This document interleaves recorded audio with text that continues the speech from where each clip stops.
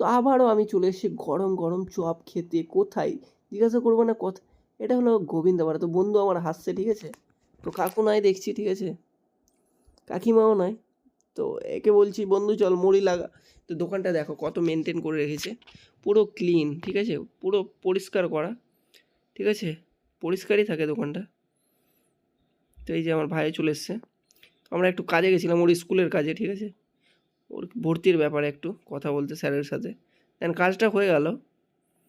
তো এখন আমরা মুড়ি মাখা খাবো, ঠিক আছে, অনেক দিন থেকে খাইনি, ঠিক আছে, মানে আসা হয় না, খাওয়া হয় না, আর মাঝে মাঝে ইচ্ছা করলে চলে আসি।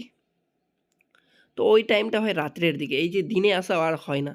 তো এখন সুন্দর করে মুড়ি মাখিয়ে দিবে বললাম দুটো, আর মারবো চপ, গরম গরম চপ খেতে কি লাগবে বুঝতেই পারছো ব্যাপারটা। তো মুড়িটা মাখাচ্ছে দেখো, ঠিক আছে, তো বলে দিয়েছি মুড়িটা সুন্দর করে মাখাবি। তো এইভাবে দিবে, একটা লঙ্কা, একটা চপ, আর একটা চামচও দিবে সাথে। তো আমার ভাইকে দিয়ে দিলাম, ঠিক আছে। তারপরে আমার মুড়িটা রেডি হচ্ছে দেখতেই পারছো।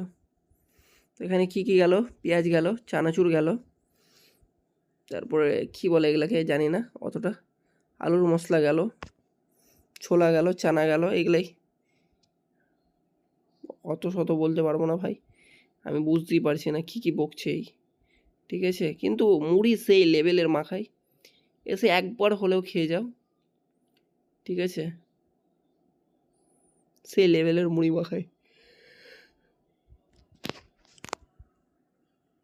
এই যে আমাকে এখন চপটা দিয়ে দিবে, গরম চপটা, তারপরে আরেকটা চপ নিব, ঠিক আছে, যখন তেলে ভাজা খেতে এসছি এই যে দেখছি